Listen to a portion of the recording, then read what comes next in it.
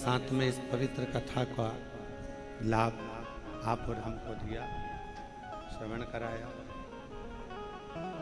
और संपूर्ण क्षेत्रवासियों को ये कथा श्रवण करने का सौभाग्य प्राप्त हो।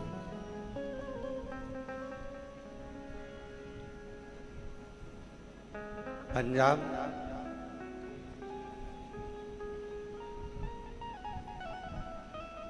मेरे गुरु नानक देव जी महाराज की वाणी से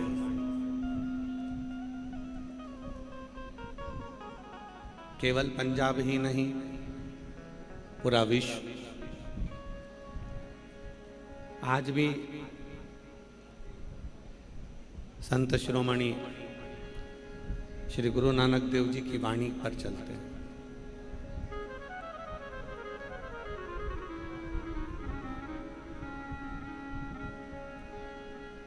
और ये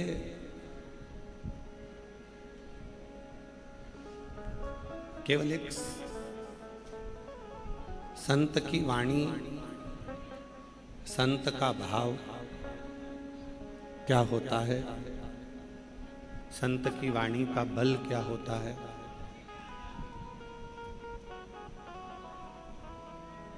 संत की वाणी का एक स्वरूप क्या होता है, ये भटिंडा पंजाब की इस कथा में आप और हम सब श्रवण करेंगे, समझेंगे। और तेरी कृपा बिना न हिले एक भी अणु, लेते श्वास तेरी कृपा से बखान क्या करूं मैं राखों के ढेरा, चपटी भभूत मेरे खजाना हुए लिखा। हे गंगाधर मुक्ति द्वार ओमकार को भोले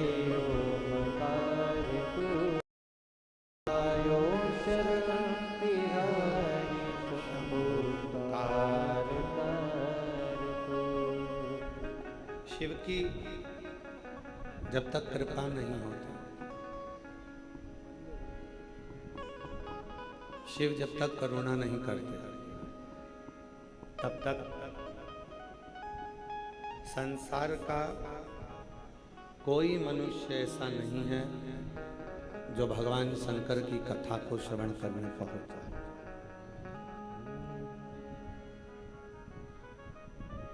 और सबसे ज्यादा कृपा तो भटिंडा वालों पर हुई है, जो एक बार नहीं तीसरी बार शिव पुराण की कथा आपके भटिंडा में।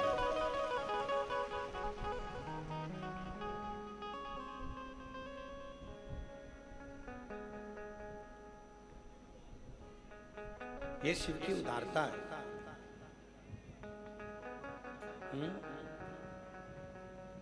आशीष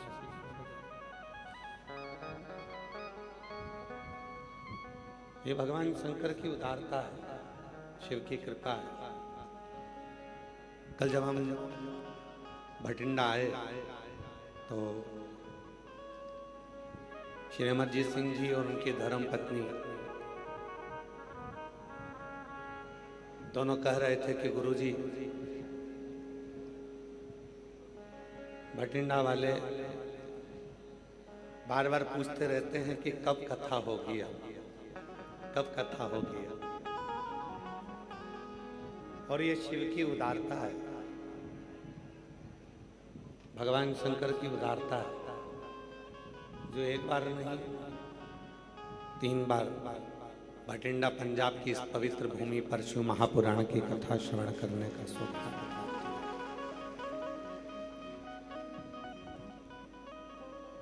शिव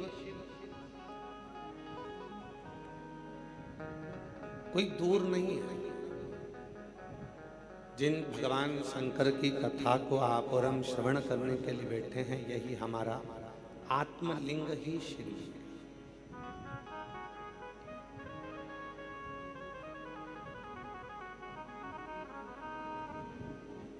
जिस दिन हम अपनी आत्मा को पहचान गए,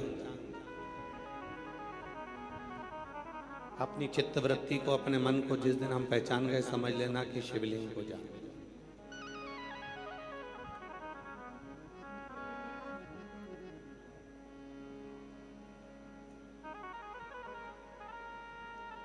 संसार का व्यक्ति मंदिर तो जाता है, देवालय जाता है, शिवालय जाता है, पर शिव को नहीं जान पाता। कितने ही तीर्थ में जाकर स्नान कर लो, कितने ही सरोवर में जाकर स्नान कर लो, चाहे पूरी दुनिया के तीर्थ घूमकर आ जाए, चाहे पूरी दुनिया के सरोवर घूमकर आ जाए, और चाहे सारी दुनिया के जितनी नदियां हैं, पवित्र नदियां, सारों का स्नान कर, पर इन सब में स्नान करने के बाद भी एक स्नान की जरूरत पड़ती है। जितनी नदियां हैं, उन नदियों में जो स्नान किया वो शरीर का स्नान था, वो शरीर। पर एक स्नान है इस आत्मा का,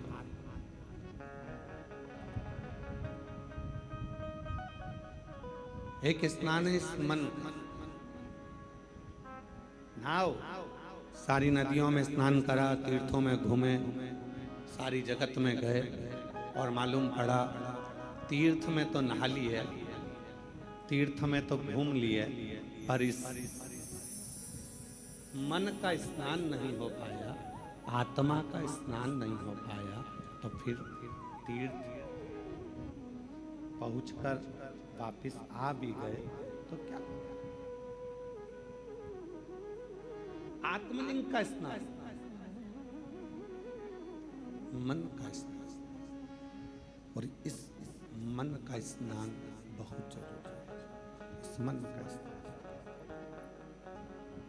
कभी प्यासे को पानी पिलाया नहीं, बाद अमृत पिलाने से क्या फायदा। कभी गिरते हुए को उठाया नहीं, बाद आंसू बहाने से क्या फायदा। संसार सागर में जन्म लेने के बाद, संसार सागर में आने के बाद, यदि हमने मत आप कहीं पर जाकर कुछ देओ, आप मत कहीं पर दान करो, मत कहीं पर कुछ देओ, पर अपने परिवार में, अपने कुटुंब में, अपने रिश्तों में अगर कोई दुखी है, किसी को परेशानी है, किसी को कष्ट है, किसी को तकलीफ है, तो उसका भी तो स्मरण करना चाहिए, उसका भी तो स्मरण। शिव कथा क्या कहता है? भगवान शंकर की कथा क्या कहती है?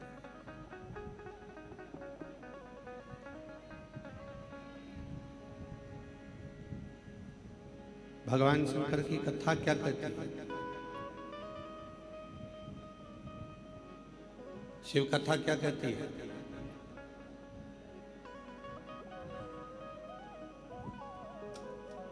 आत्मा को परमात्मा के लायक बनाने के लिए आत्मा को निर्दोष करना पड़ेगा।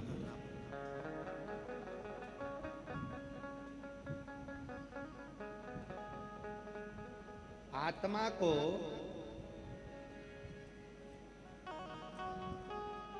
परमात्मा के लायक बनाने के लिए आत्मा को निर्दोष करना पड़ेगा। अब उसको निर्दोष कैसे करोगे? क्योंकि जब तक संसार का मनुष्य दोष युक्त रहता है, तब तक उससे परमात्मा दूर रहता है। और वो दोष क्या है?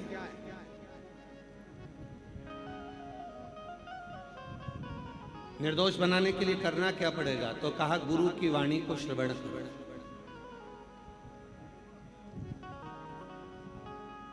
आप और हम गुरुद्वारे क्यों जाते हैं?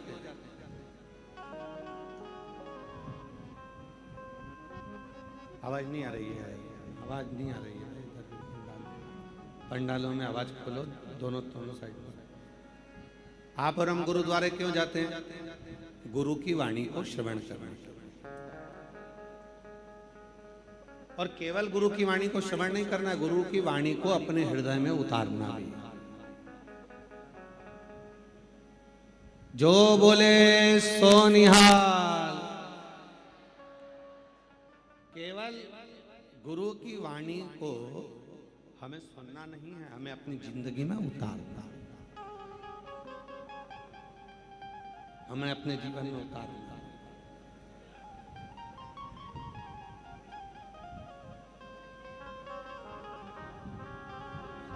आत्मा को निर्दोष करने के लिए कुछ सूत्र बताएं।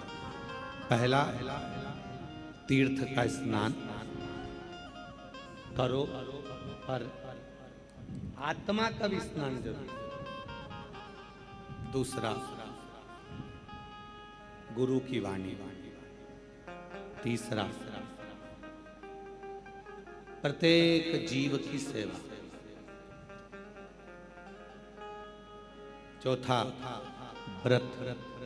पांचवा, दान। छठा, शिवालय देवालय में प्रवेश। सातवां, बुजुर्ग माता पिता की सेवा। और आठवां, सुमिरन। कितनी देर सुमिरन कर रहे हैं हम? ये जरूरी नहीं है कि तुम 4 घंटे तक बैठकर भगवान का नाम सुमर रहे हो।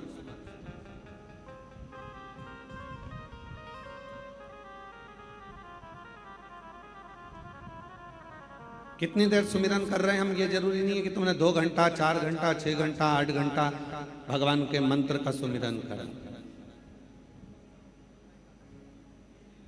सुमिरन से मतलब है कि तुम्हारे सुमिरन, भले तुम 24 घंटा, फिर वही वाली बात आ गई, 24 घंटा भजन नहीं कर सकते मत करो, 12 घंटा नहीं कर सकते मत करो, 8 घंटा नहीं कर सकते मत करो, 3 घंटा भजन करो। 3 घंटा भी भजन नहीं कर सकते तो 1.5 घंटा करो, 1.5 घंटा नहीं कर सकते तो आधा घंटा करो, पर भजन करो। और आधा घंटा भी सुमिरन नहीं कर सकते तो 15 मिनट करो। 15 मिनट भी सुमिरन नहीं कर सकते तो 5 मिनट करो। और 5 मिनट सुमिरन नहीं कर सकते तो 1 मिनट करो। और 1 मिनट भी सुमिरन नहीं कर सकते तो चुल्लू भर पानी में डूब मरो।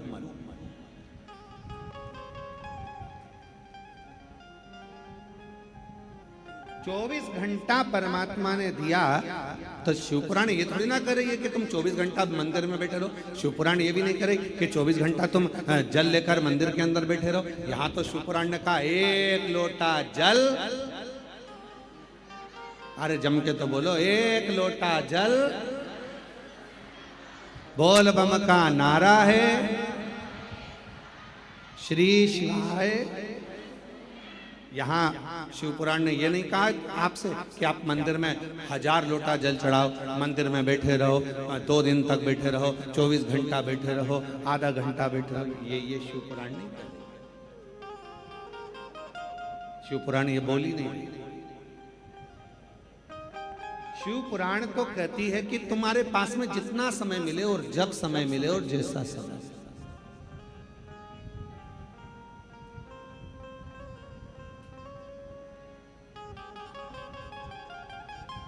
जितना समय तुमको मिले, आधा घंटा, 10 मिनट, 5 मिनट, 2 मिनट, 1 मिनट, जितना, बस उतना उसका सुमिरन कर।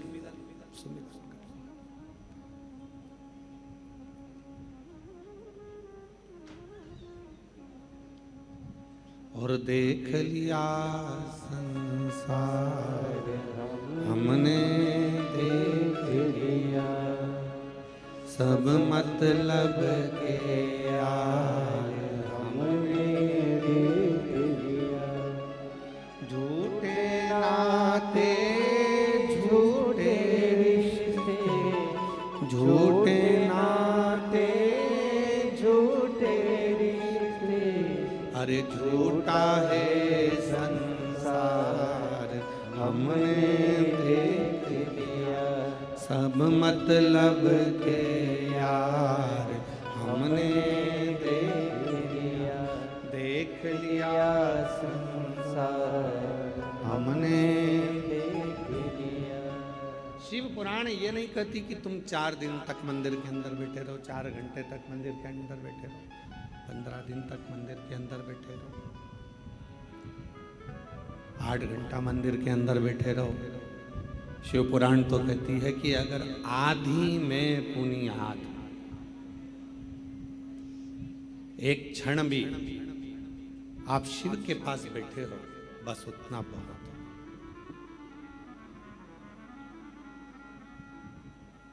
एक बात पूछे, जरा उत्तर दीजिएगा। घर बनवाते हो, कमरे बनवाते हो, रसोई घर बनवाते हो, किचन बनवाते हो, लेट बाथ बनवाते हो, स्टोर रूम बनवाते हो, गेस्ट रूम बनवाते हो, घर में हॉल भी बनवाते हो। बोलो बनाते हो कि नहीं बनाते? जम के तो बोलो जरा, आवाज नहीं आई, बोलो बोलो। बनवाते हो ना हॉल? गेस्ट रूम बनवाया, अपना रूम बनवाया, बच्चों का रूम बनवाया, किचन बनवाया, रसोई घर बनवाया, लेट बाथ बनवाए, स्टोर रूम बनवाया, और उसी मकान में एक हॉल भी बनवाया। हॉल का के लिए बनवाया? जब सबके रूम थे, अपने अपने रूम थे, घूम फिर कर आओगे, अपने रूम में जाओगे, तो फिर हॉल की जरूरत क्यों पड़ गई? पर घर के अंदर एक हॉल का होना इसलिए जरूरी है कि घर में जब सारे लोग आए और उस हाल में बैठे, तो उस हाल में बैठकर अपन एक दूसरे का हाल जान सकें कि किसके मन में क्या चल रहा है, किसको क्या तकलीफ है, किसको क्या जरूरत है, उसके भीतर के भाव को जान सकें, तो समझ लो कि हाल बनवाना हमारा सार्थक हुआ।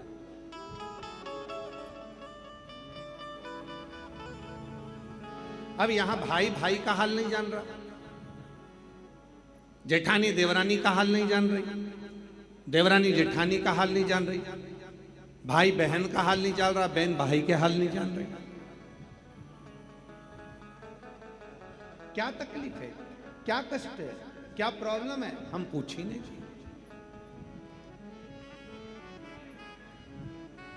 हमने जाना ही नहीं।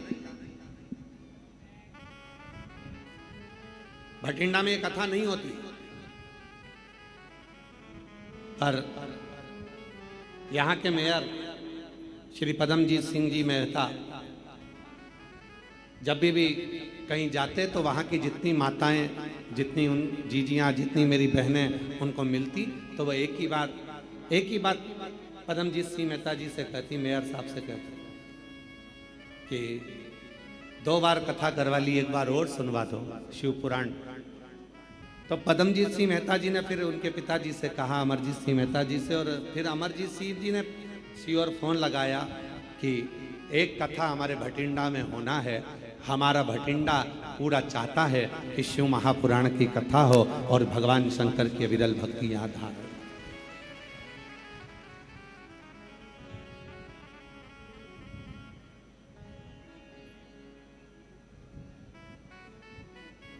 और एक सही राजनेता का स्वभाव ऐसा ही होना चाहिए, एक सही व्यक्ति का स्वभाव ऐसा ही होना चाहिए कि उसके मन में सबके प्रति, सबके दिल की बात, सबके हृदय की बात, सबके चित्त की बात, सबके स्वभाव की बात, सबके मन की बात उस तक पहुंचाए।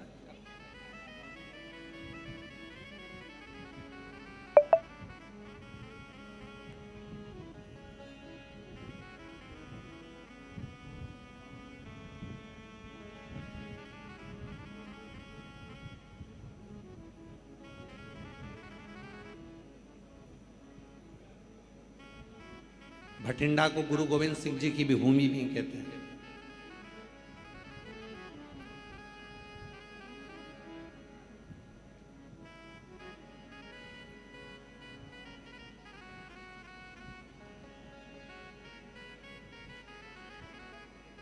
इस भूमि को समझना, इस भूमि को जानना, इस भूमि के विचारों को जानना, ये हमें आना चाहिए। शिव महापुराण की कथा कभी नहीं कहती कि सुमिरन 24 घंटे का करो कि 8 घंटे का करो कि 10 घंटे का करो। शिव पुराण तो कहती है आदि में पुनियाद। बहुत देवराज नाम का ब्राह्मण चोरी का धन लेकर शिवालय में पहुंच जाता है, शरीर में ताप पड़ता है, बुखार आता है, ठंड लगती है और वो शंकर जी के मंदिर में एक दीवार से चिपक कर बैठ जाता है। उसका शरीर कांप रहा है, उसका शरीर कांप।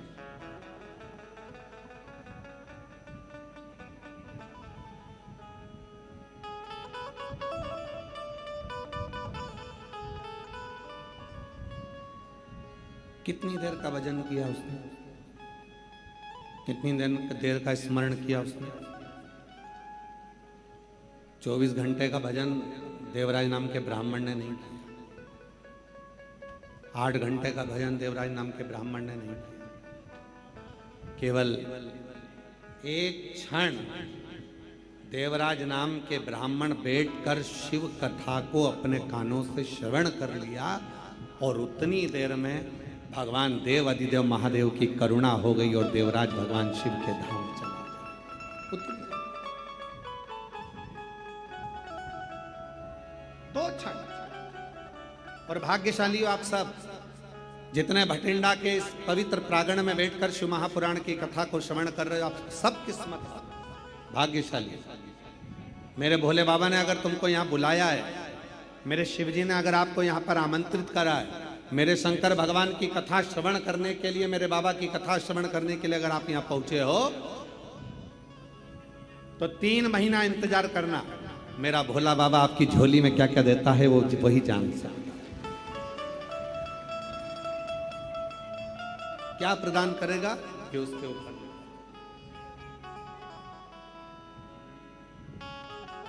तेरे दरबार की बाबा निराली शान देखी है,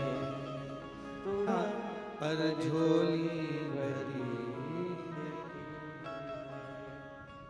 मुख दुनिया मोड़ेगी बाबा तू मुखड़ा मुख दुनिया मोड़ेगी बाबा तू मुखड़ा मेरी लगी परी दीनों बाबा तू है मेरी लगी परी दीनों बाबा तू मुख दुनिया मोड़ेगी बाबा तू मुखड़ा मोड़े मुख दुनिया मोड़ेगी बाबा तू मुखड़ा मोड़े मेरी लगी परी तीनों बाबा तू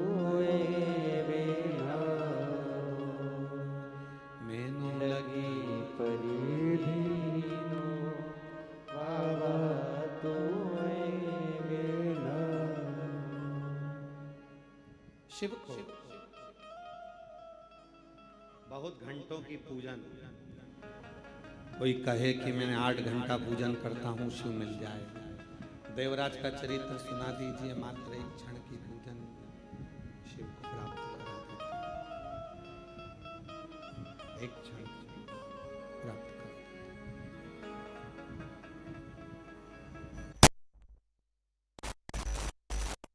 घंटा 20 घंटा 14 घंटा 13 घंटा 10 घंटा 12 घंटा बैठ गए सुमिरन करने, मन ही नहीं लग पाया तो शिव कैसे मिलेगा?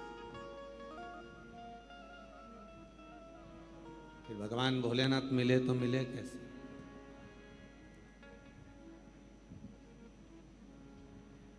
एक क्षण बहुत है।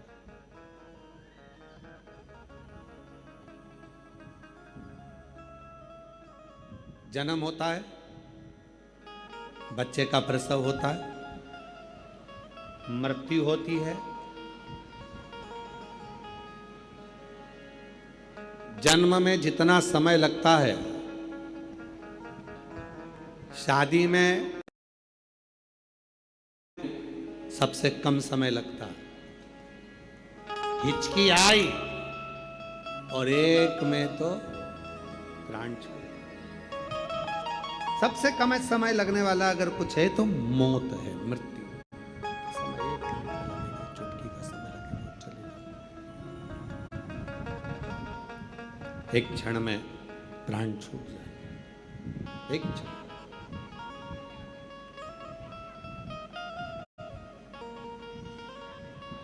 बस जैसे मौत को आने में एक क्षण लगता है, अगर दिल से देव अधिदेव महादेव को पुकार लिया जाए तो मेरे शंकर को आने में भी केवल एक क्षण लगता है। एक क्षण, ज्यादा नहीं, एक क्षण। क्यों प्रदोष का व्रत आता है, क्यों शिवरात्रि आती है, क्यों सोमवार आता है, क्यों अमावस्या आती है, क्यों पूर्णिमा आती है? इसलिए रोड पर चलते चलते चलते चलते स्पीड ब्रेकर आता है। स्पीड ब्रेकर क्यों आता है? कि अपनी स्पीड को थोड़ा धीमा कर लो, स्लो कर लो, थोड़ा धीमा करो, थोड़ा स्लो करो। स्पीड ब्रेकर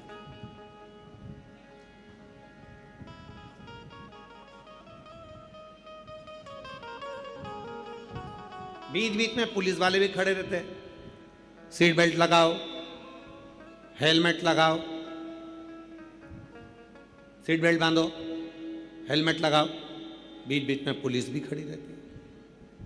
किसके लिए? तुम्हारे लिए। पुलिस अगर बोल रही है कि सीट बेल्ट लगाओ तो इसमें फायदा किसका है? तुम्हारा। हेलमेट लगाओ, इसमें फायदा किसका है? तुम्हारा। इसमें फायदा है किसका? स्पीड ब्रेकर बीच में आए, फायदा किसका? तुम्हारा। थोड़ी स्पीड थोड़ा स्लो करो जिससे आप अपनी मंजिल तक पहुंच सकें। शिव पुराण की कथा कहती है जैसे प्रदोष आए, जैसे शिवरात्रि आई, जैसे सोमवार आए, जैसे सोमवार आया, प्रदोष आया, शिवरात्रि आई, ये सब हमारे सामने आते हैं कि हमारे जीवन की जो स्पीड है वो थोड़ी सी कम कर कर थोड़ा सा समय परमात्मा को देना प्रारंभ करें, जिससे हमारी जिंदगी के जितने दुख आते हैं वो एक ना एक दिन हमारा ईश्वर, हम जिसको भजते हैं। शिवपुराण ने ये नहीं कहा कि तुम केवल मुझे भजो, शिवपुराण ने ये भी नहीं कहा कि तुम केवल राम को भजो। शिवपुराण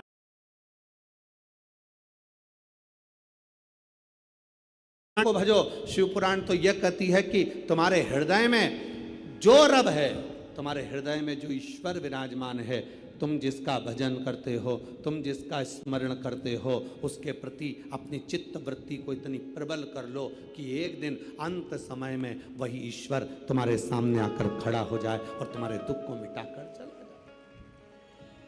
वही ईश्वर, वो ईश्वर। एक पत्र है, अच्छा है, पहला पत्र है, जिसका भी है